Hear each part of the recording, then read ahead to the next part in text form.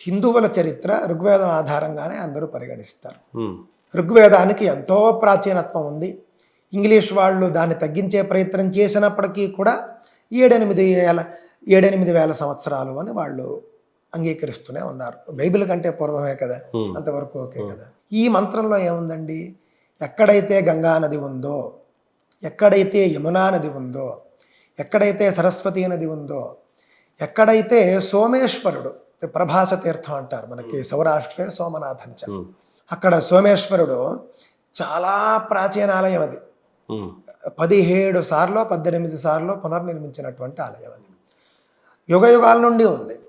అదేం కూల్చడం కొత్త కాదు, కట్టడం కొత్త కాదు.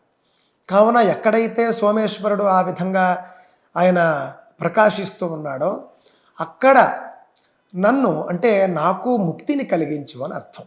అది ఋగ్వేదంలో ఉన్నటువంటి.